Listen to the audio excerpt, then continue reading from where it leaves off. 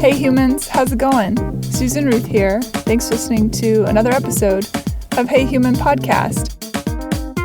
This is episode 319, and I had a conversation with Bo Roberts. He and I have been friends for a long time. I met him in Nashville, Tennessee. He and his wife, Lee Hendry, live there in Nashville, and we became buddies and really fascinating couple, super creative and interesting, and really a part of their community. And I think they are definitely seekers and curious folks and people that really have a pulse on what's going on in the world. Bo just wrote a book called Forever Young, and he called it that because he has the distinction of having been the youngest newspaper editor, the youngest governor's cabinet member, the youngest university vice president, the youngest president of an international World's Fair, a journalist, a newspaper editor. He was on hand for a lot of very important moments in our history and, just caught up a little bit. So I'm looking forward to you hearing this episode. Usual stuff, Hey Human Podcast is on social media under Facebook and Instagram. My personal social media is Susan Ruthism, and it's under Facebook, Twitter, and Instagram. If you go to heyhumanpodcast.com, you're going to find all sorts of stuff. The links page where I put information about all of my guests, the merch, which is under store, where you can get all sorts of fun Hey Human shirts and hats and pencil cases, that kind of thing.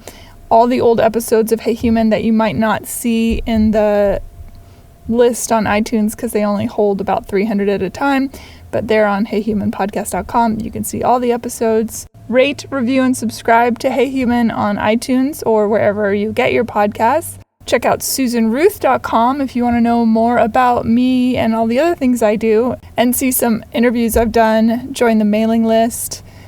You can go to youtube.com/official Susan Ruth to find videos that I have posted. If you like music, go look for my music wherever you get music. So iTunes or Spotify, all the places under Susan Ruth. My most recent record, All I Ever Wanted Was Everything. And I have a new show that I do with my friend Mara, and it's called Are We There Yet? It's a sex and relationship show. And you can find that easiest by going to the link on our Instagram page. The Instagram page for that is Are We There Yet? IG as in Instagram.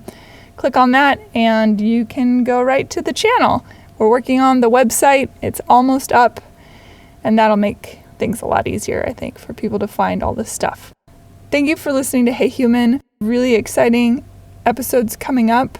Some really cool interviews that I'm excited about and looking forward to you hearing. Thanks for hanging in there. I'm about to have my 6-year anniversary in another week and a half. And man, I can't believe that much time has gone by, but it's because of you, and you keep listening, and I really appreciate it. And you keep sharing it and supporting with your ears and making reviews, and I really appreciate it. All right, let's get into this. Thank you. Be well. Stay safe. Take care of each other. Okay. Here we go. Bo Roberts, welcome to Hey Human. Great to be with you, Susan. You're hailing from Nashville, Tennessee. That's correct. Yeah. Where you have been many times. Many, many times. Absolutely. Well, I'm excited to speak with you. I've known you for a very long time, 13 years or so. And it's exciting that I finally get to dig into a little bit of Bo. That's great. I'm looking forward to it. Yeah. Well, let's start with your beginnings. Where did you grow up? Well, I was raised, as they say, in East Tennessee, and I'm living in Middle Tennessee now, as you know, and actually born in Akron, Ohio. My father was working there. He was from East Tennessee, but he was working there during the Depression because there weren't many jobs in Tennessee at that time. And then when I just completed the first grade, and he moved back to Tennessee, and I moved to Tennessee with what was considered then a very heavy Yankee accent, and had a lot of resentment for some of the southern. So we moved to Oak Ridge, which was a fascinating kind of experience during World War II. It's a new city. Ironically, was also the in one of the big plants, K25, was my father's family's cemetery.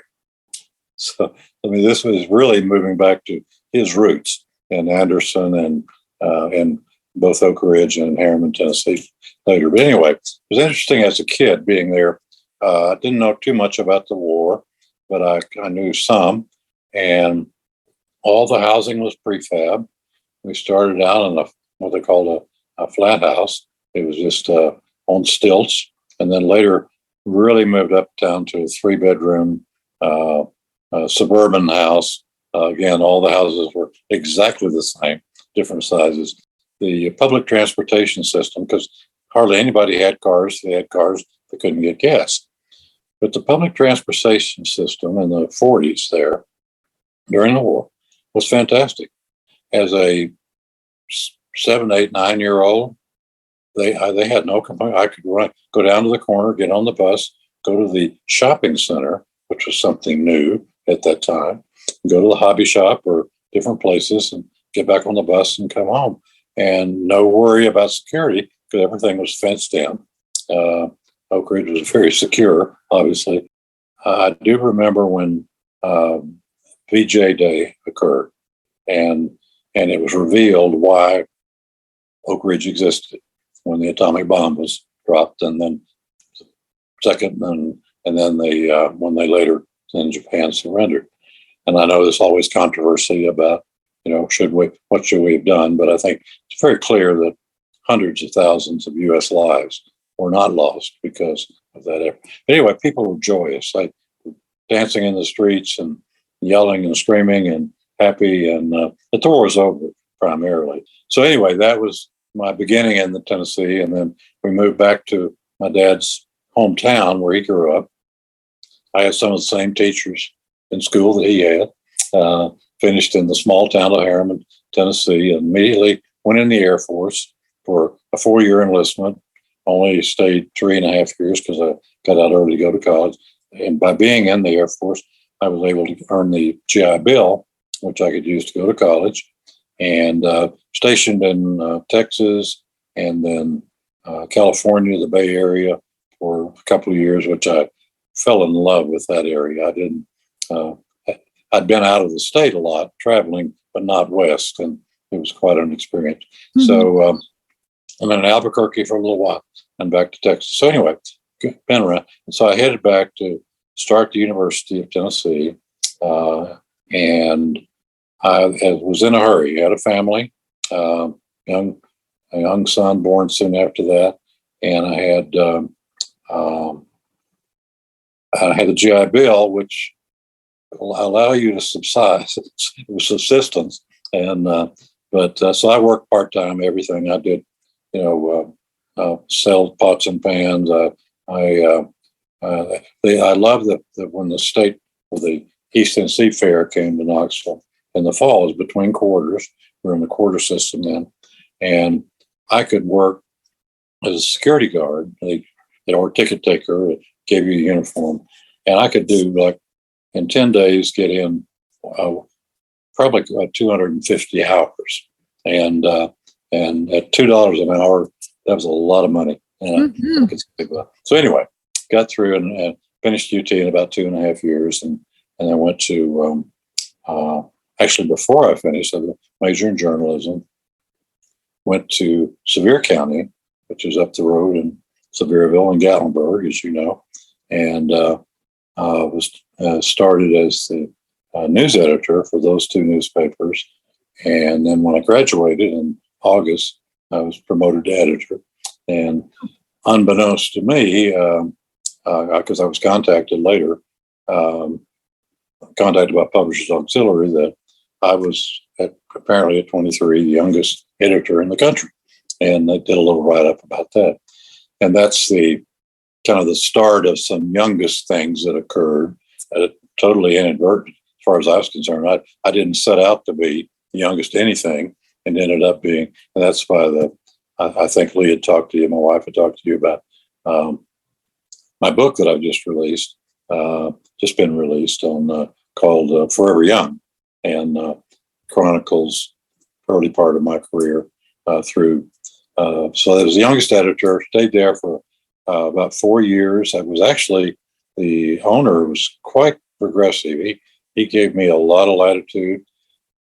I was approached by the daily papers of Knoxville and Chattanooga to come to work for them, but they were on the guild or union wages, and they could only pay me so much, and I couldn't take the pay cut to go and be with the daily. So I stayed there, and he worked out a unique thing where I was actually buying the newspapers, and I don't get too far in the weeds, but anyway, it was really a unique thing that he worked out. A great friend of mine, a guy from Chicago, that at the end of the war, he had a bunch of type and got his wife. They were driving around the country trying to figure out where they wanted to set up life and printing operation. And the car broke down a little bit in Gatlinburg. Stayed there a few days, fell in love with it. They didn't have printing, and there were a lot of hotels that needed printing. And so anyway, but it was quite an experience. I learned a lot. I never thought growing up in a small town that I would start my career in a small town. Well, it'd be the last thing. Yeah. I realized later, looking back at it, and one of the things, Susan, interestingly for me, I not kiddingly, but factually have to tell my friends or others that, I'm not a young author, but I'm a new author. So be gentle with me. But I've learned a lot, and by finishing this book, which I started about 10 years ago, that I realized by looking back and recording and reporting and remembering that I kind of can look back and see what I learned. Because I'm thinking, well, I don't want to go back to a small town. I'd only lived in a small town until I was barely 17 and left to go to the Air Force right out of high school. Was your father in the military, or was he a civilian working at Oak Ridge? He was in transportation, coordinating some of the trucking part of there in Oak Ridge. No, he was never in the service. College was not an option for him. In fact, his father had a pretty large construction company there in East Tennessee, and I went to visit some of the places they built, and but lost it all during the Depression. And basically, I was definitely the first generation college graduate in my family. We were pretty close. Dad and Mom were just. My mom's from Georgia, and interestingly, my dad went up to visit his sister, who was married to this guy who was working in Akron. And he went up to visit them and got a job. Later, his sister's sister came up to visit, and she ended up becoming my mom. So we had brother and sister married to sister and brother. That's wild. Yeah. Anyway, so they came back to Oak Ridge too, and their daughters. We were first double cousins with the two daughters that they had. They were older than we were, but I have a younger brother. Did you have a sense of the war as a kid? I did, only from the standpoint of a lot of the toys were about war. I started building model planes that were war planes, U.S. and British and German, and I know I got fascinated sometimes, frankly, with the German uniforms and the use of the swastika with the red armbands and things, and I was and I realized that probably that wasn't the smartest thing in the world, but I was just it was to me it was uniforms, it was guys and soldiers and planes and so, but I don't think I realized the significance of it until, again, later in life. When you look back, you realize that I do remember seeing several of the gold stars in windows, people who lost someone in the war. And then I realized later on, visiting within Russia, for example, that just overwhelmed by the impact or the what I call in Russia the omnipresence of World War II, the statues, the remembrances, everything. Well, I realized we in the U.S. had lost 400,000 soldiers or casualties, deaths during World War II. In Russia, it was 9 million. I mean, in other countries, millions or hundreds of thousands. So, but I remember, Yellow Gold Star. What brought you to the idea that you wanted to be a journalist? I started off, I'm a sports nut, and I learned math because I was a baseball fan, and I get the newspapers, and I get the box scores, and I could figure out a batting average or an earned run average or things that in the standings and how many games behind. So I learned math before math was actually taught much, and so I'm just fascinated with reading about things. And later, I got attracted to a couple of. I remember Joseph Conrad wrote these books about the sea, and I got swept away by the aura and the stories of ships and ships fighting and sailing, and realized the impact of the written word. But I thought most, like in high school, people kept saying I'd be either a broadcaster or a sports reporter because I was so into sport. And then while I was in the Air Force, I started taking correspondence courses, a few in English, and I realized that that's what I wanted to do. I had some friends and family who were in the business that I had met. Toward the end of my time in the Air Force, I was at this small base in Texas, special weapons base right outside of San Antonio. And it was a new base, but they didn't have a newspaper. So I talked to the captain who was in charge of my area and he put me in touch with the captain of the special services, they called it, which is the library and a bunch of other stuff. And I said, we need, I talked to him and I doing a newspaper and told him I was probably exaggerated a bit my knowledge and experience to the point that probably looking back to one of the most embarrassing faux pas that I've ever done in the newspaper in the industry. I was working on this newspaper, which was going to be mimeographed, the Medina Base News. It was going to be really smart, really. And so I was there in the library where my offices were, offices in quotes, working on it. And the general, actually, the base colonel, was taking on a tour, and he came by and introduced me as starting the newspaper. He asked me, he said, well, how many pages would it be? And I said, I'm not really sure. I think 7 or 8. And he kind of looked at me funny and said, okay, and walked on. Well, one thing in printing in a newspaper that you have even numbers of pages. You don't have 7 pages, and I wasn't even smart enough to know that was. I look back at that later, and you think you know something, and then realize you don't know much. Keep it humble. So I started in journalism, and I loved it. And while I was in school, became a friend, approached me. He wanted to start a suburban newspaper, Western Knoxville News, and wanted me to be editor at the, part-time as the pretty good then, actually, $50 a week. I was going to get, it's a weekly publication. So I did that for the last year or so, or year and a half or so. I was in college. Interestingly, this fellow named Jack Johnson, and he decided to leave the business, and he went on to Nashville to get in the music business. So I've got this new deal. Says this is going to be great. I just kind of rolled my eyes. Okay, what is it, Jack? So, well, I've got a black country singer, and he really is good. And I said, well, oh yeah, that's great, Jack. And Charlie Pride.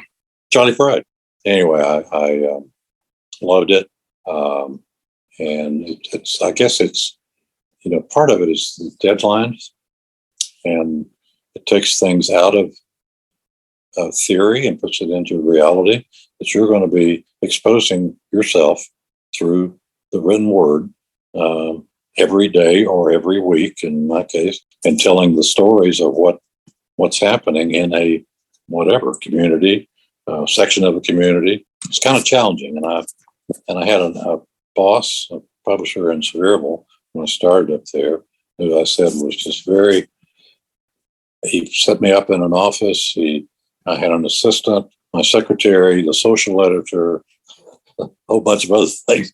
It must have been an exciting couple eras coming up as a journalist. I mean, going into the 50s and the 60s and the 70s. And I imagine the stories were coming like crazy. Again, I wasn't covering national news at that time. Well, much. I was there and in Sevier County, if you know Tennessee a little bit, East Tennessee is very Republican. Well, Sevier County is very, very Republican. I was a Democrat growing up in East Tennessee, and I used to kid and say we had our conventions in a phone booth, this type of thing. But in Sevier County, so in 1960, I had graduated. I'd been named editor, and of course there was the big congressional presidential race between John Kennedy and Nixon. We had dual editorials. I as editor and he as publisher. I endorsing John F. Kennedy in Sevier County, and he, Richard Nixon, longtime Republican. Well, I didn't do very well there. The breakdown, it was 87% Republican and 13% Democrat. So during the not too long, into that term, 63, when Kennedy was assassinated. I actually put the columns in my book. It hit me a lot. But I went out and interviewed people right afterward in Sevier County, and it's 87% Republican. And it's interesting how, everybody's Republican and Democrat, but everybody was an American first, and how it impacted everybody. That was a lesson I guess I learned as I was going, but again, reflecting back on it, that that people will rise above. Great lessons for a young guy that thought he knew a lot, realized how much he didn't know, and learn more every day. How do you see it as it reflects back to modern days? How now here we are in 2022, and the political landscape is chaotic at best. It's frighteningly chaotic, and I'm sort of the eternal optimist, but it's you have to fight to be optimistic today, because I think this country has survived a lot, recessions and hurricanes and tornadoes and a war among ourselves for 4 years, highest death totals of any wars we've been involved. We've survived that, so I'm thinking we can survive this. It is difficult, kind of egotistical now that I've published a book, but I've been working on my next one. But part of it, most of it's already written, which is I do op-ed columns.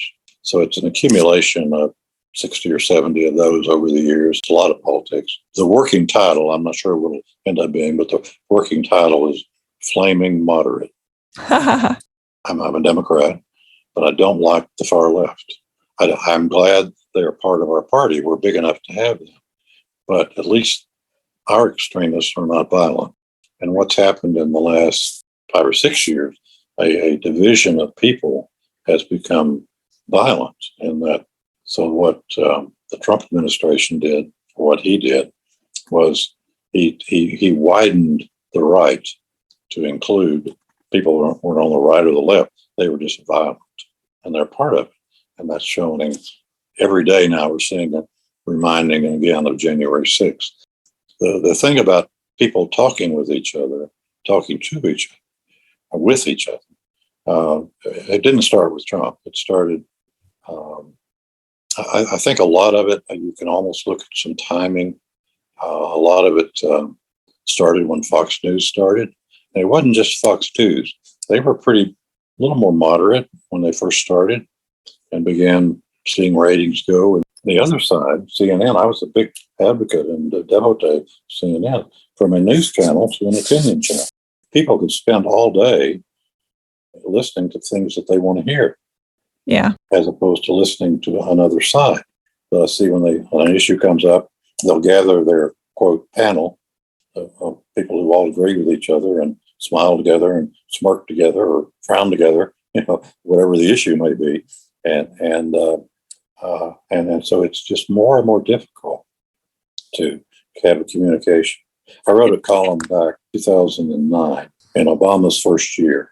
The Health Care Act was going through Congress.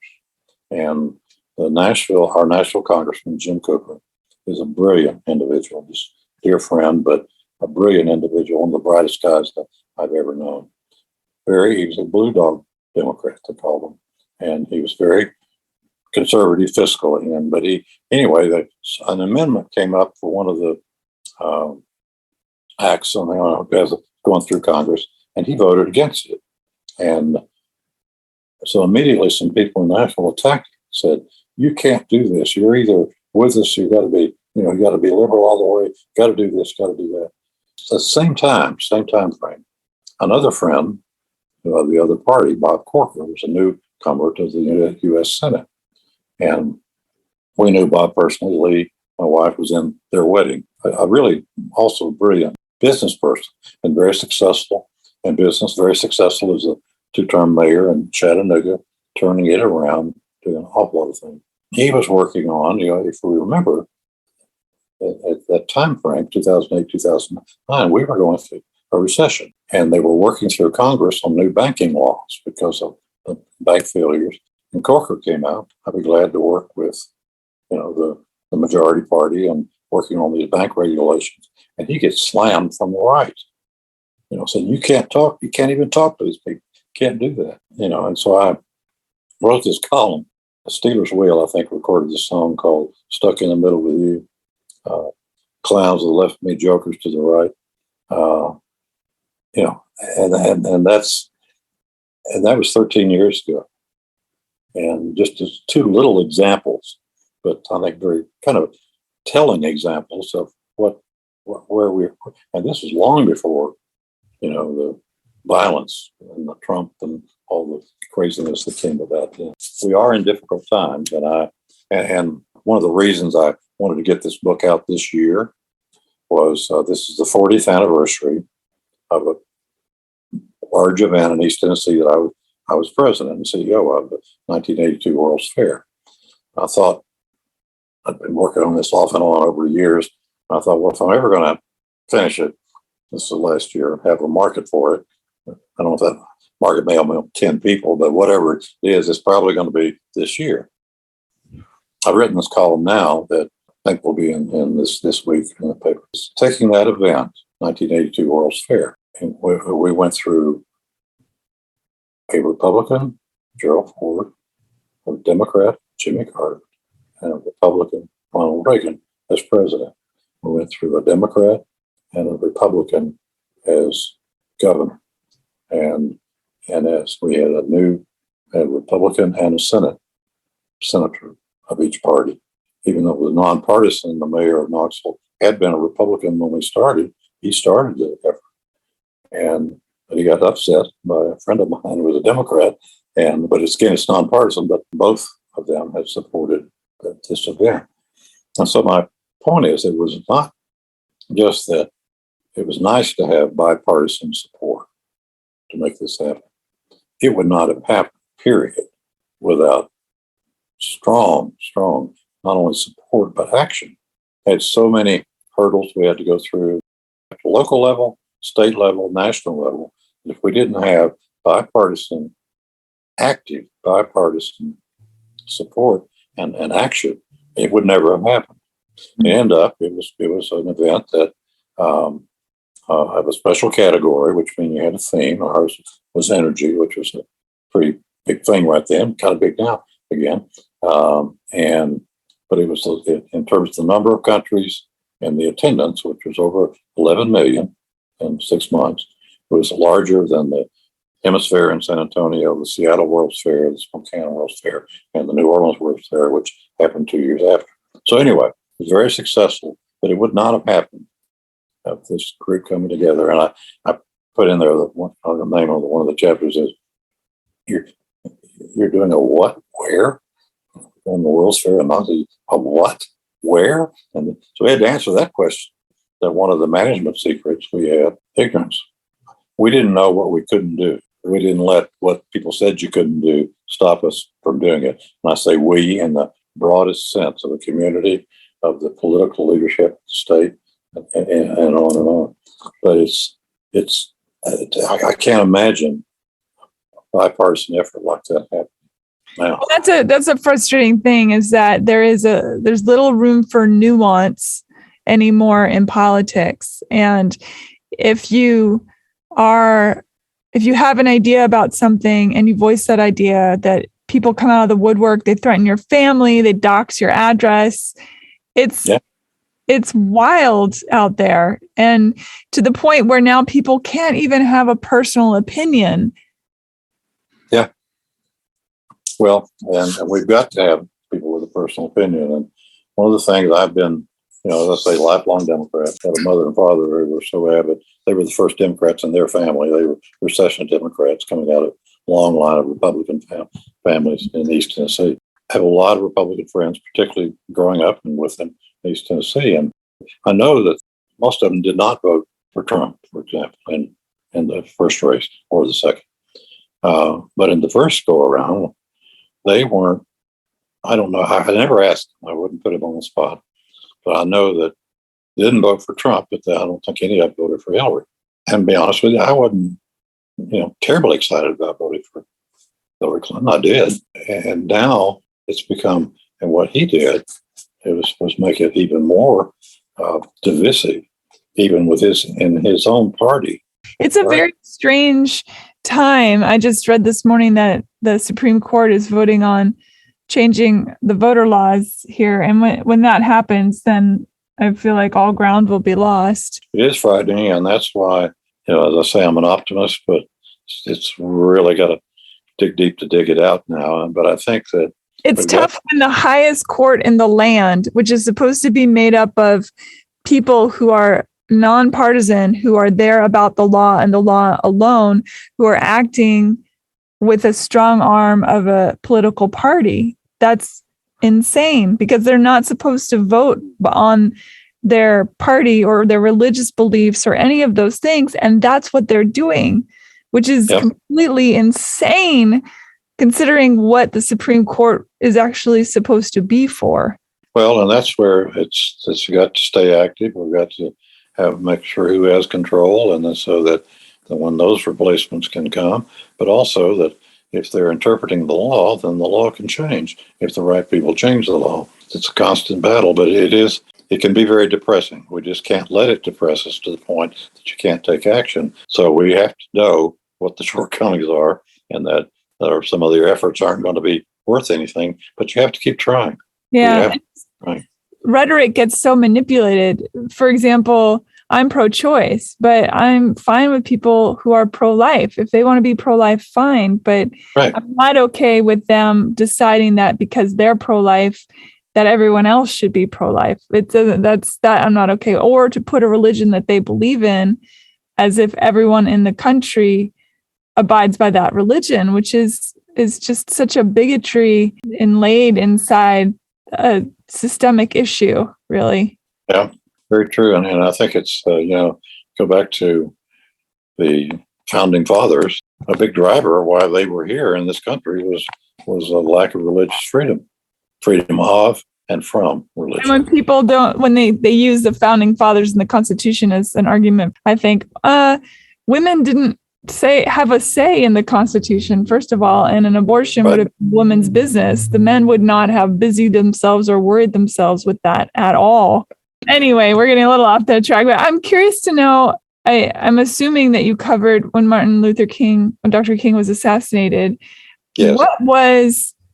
Do you remember the feeling through Tennessee and through the people that you interviewed, and just the overall feeling of those times and that moment in particular? Well, I definitely do, because I was in a very interesting position. I was chief of staff for the governor of the state of Tennessee when that assassination occurred. Now, I happened to be in Washington. I did a lot of work in Washington when it occurred, and we didn't have cell phones. But I didn't learn about it until I was out with dinner with friends, came back to my hotel around sometime between 8 and 9 o'clock, probably 9 o'clock. I had all these calls waiting, from the governor's office. And talked and found out about it. Well, in D.C. at that time, you couldn't, from National Airport, flights didn't leave after 10 o'clock. The government reacted and pretty quickly and pretty heavily, in some people's interpretation, within the state after the assassination in the state of Tennessee. They called out the National Guard, particularly in Memphis and Nashville and in some of the urban areas, and had tanks and other things out, guarding and making sure, and got some criticism of that. I left the hotel the next morning, and D.C. to the airport. It was I could see some fires starting. I could see some looting going on, some areas, just going to the airport. And I'll never forget taking off a plane that morning, circling out as you do, when you leave, circling back over and it's a clear day. And I looked at it, it looked like a photograph from World War II. The smoke coming up and the fires and all over the D.C. I kept thinking, this is World War II, this is horrible. And I began hearing about Detroit and some other things. Well, I flew back in to the governor's residence. And again, the streets were pretty deserted because of the guards. They had things shut down. Got there, and it was an interesting dynamic that was going on. The head of the Highway Patrol, the head of the state police, the head of the National Guard. These are all friends of mine, and I'm in the cabinet together. And the governor, and even though I had been in the military, I was not I wasn't a law and order. I was for law and order, but I was not, I wasn't a policeman. That wasn't my training. And I made only one little contribution. As it got toward night, the guards were out and they're around Tennessee State University, HBCU, state school, my school there. And I remember the head of the National Guard was saying they had these new scopes on their rifles that actually could see at night. It was some new invention that, they'd come out. And he said at one point, I hope none of our boys get hurt. And I made my only contribution. I said, I hope nobody gets hurt. And it was kind of a silence for a few minutes. And everybody said, well, yeah. Tennesseans dealing with Tennessean. And the result, even though there was some criticism of the way the governor handled it, the way we handled it,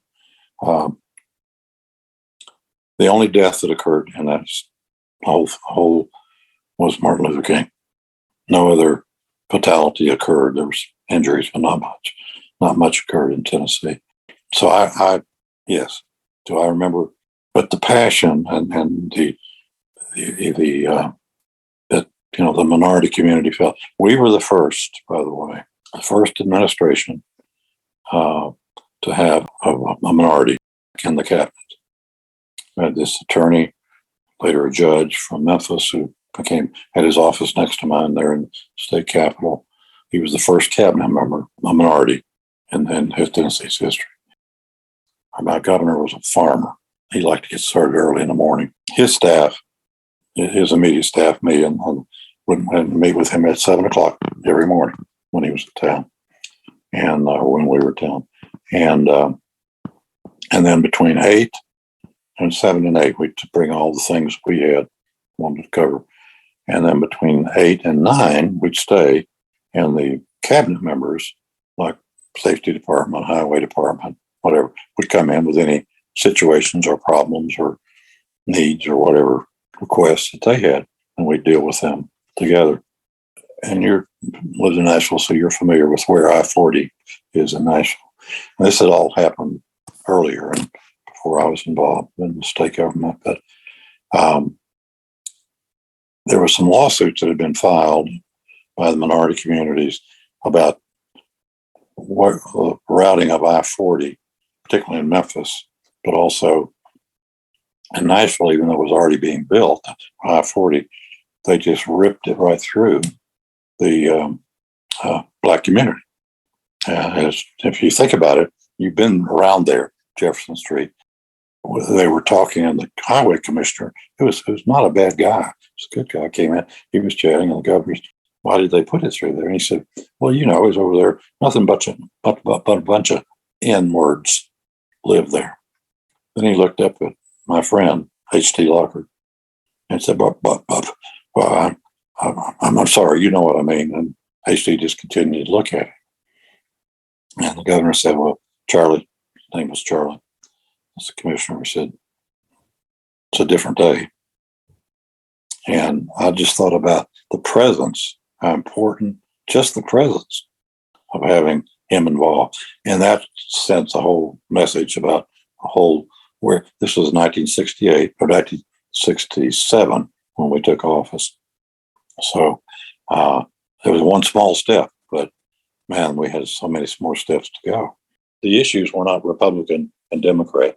The issues were progress or not. And some people, but they didn't want to change.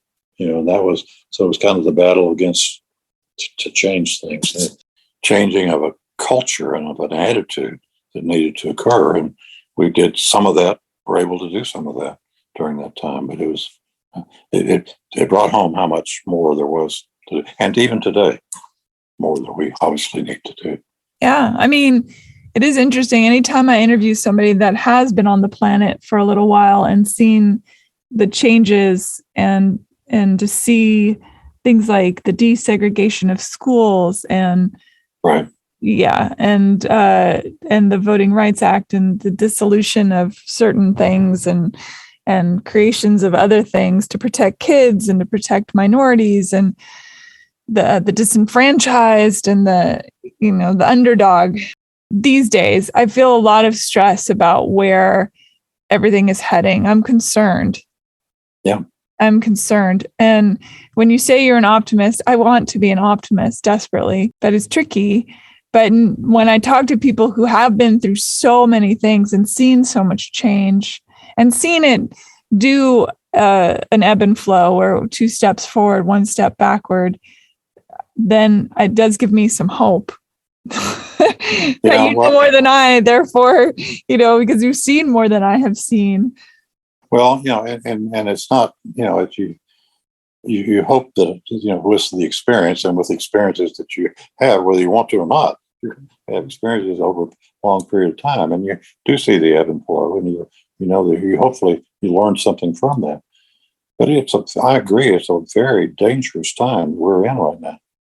And I think just in the last 3 days, think about this testimony. Think about how close this country was and hopefully will not return to being in a revolution, you might say, going away from being a country of law.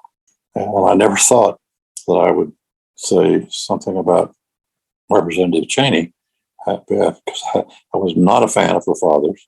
And, when he was vice president and when I felt mostly responsible for the war in Iraq. And what she said, I think is so true. That is, right now we're a 2-party system. And if the major party, the Republican Party, is going to choose between Trump or being right or having to live with that. And that's why part of what I'm doing, my little bitty thing, is I'm talking to some of my Republican friends and trying to make them feel guilty. Not only I know how they feel, but I say, you gotta do something. You gotta help take back. It's much easier just to sit and watch. And I'm not, we all want to do that. So I'm not attacking that personally, but I sort of am saying, I want you to feel guilty about not changing your party.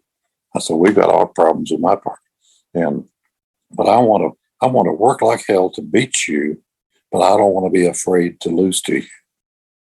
And right now I'm afraid. That's true. I mean, that's such well put. Being afraid of what will happen should we lose. Never in the history of American politics has there been a feeling of, if the other side wins, panic ensues. Like, what does that mean? What does that mean for millions of people who've suddenly become unsafe just existing?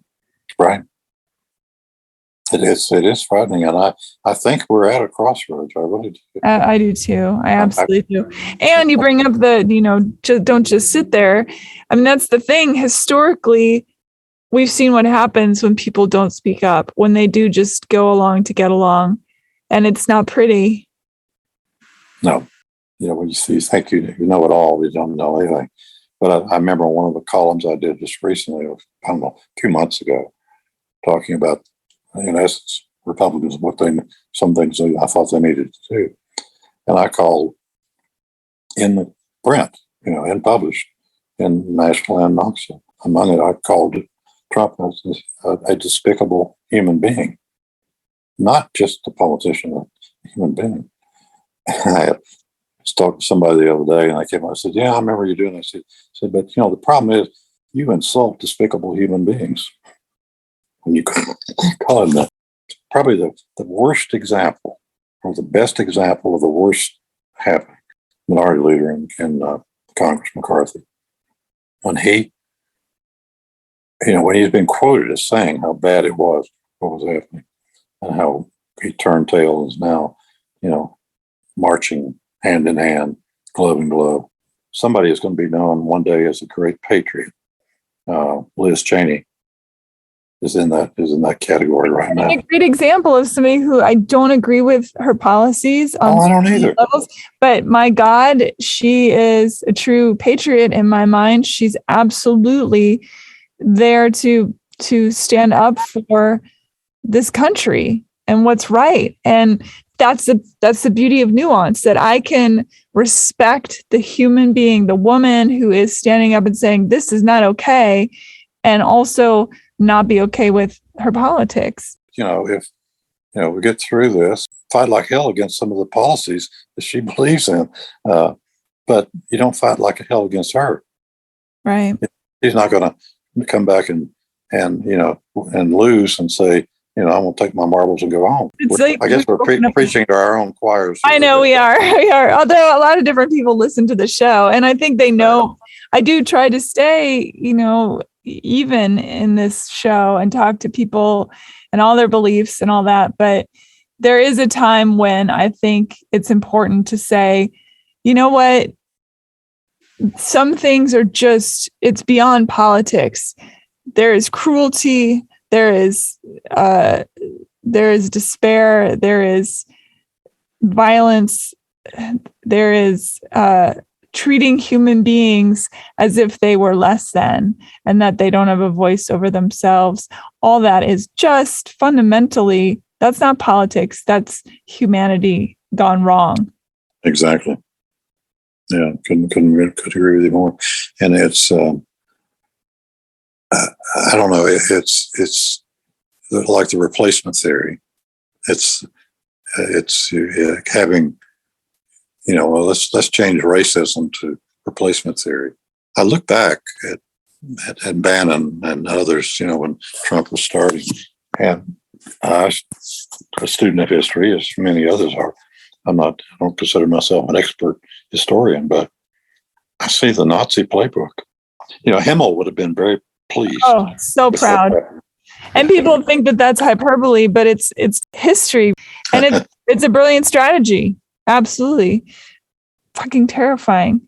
Brilliant, but terrifying. Tell everybody, Bo, how they can find your book and know more about you. Well, I appreciate that. Yeah, I get my commercial in. The name of it is Forever Young, and it's titled. And the subtitle is, I think I can remember it all. The youngest as a World's Fair president, as an editor, as a governor's cabinet leader, and as the University of Tennessee vice president. So each of those steps along the way. When I was World's Fair president, I was 39, and it's amazing. After 39, you're not become the youngest of anything anymore. But maybe I'll be the youngest someday of the octogenarian club or something. But it's Forever Young by Bo Roberts on Amazon, Barnes & Noble, Books A Million, available both the ebook and the hardcover for sale there. And some bookstores, I guess, will be carrying it eventually. But like I was able to order one from my bookstore that I like here. Is Parnassus going to carry it there in Nashville, Tennessee? I think they will. You can order it from them. I've ordered a copy from them, and we're talking about doing a signing and presentation. Wonderful. And do you have a website? robertstrategies.com. It has like all my columns, for example, in chronological order in there, and some other things about some things I've done, and that's robertstrategies.com. Great. And Forever Young by Bo Roberts. Bo, thank you so much for being on the show. Thank you for having me. I do. I like what you're doing. I like you, and I like your attitude, and we'll hang in there. We agree on so many things that we've got to just put them into practice, make them happen. Yeah. Thank you, Susan. Please give my love to Lee. I will. She sends her love as well. All right. Bye-bye. All right. Bye-bye. Thanks for listening, everybody. Bye. All right. Take care. Bye. Rate, review, and subscribe to Hey Human on iTunes or wherever you get your podcasts. Thanks. Bye.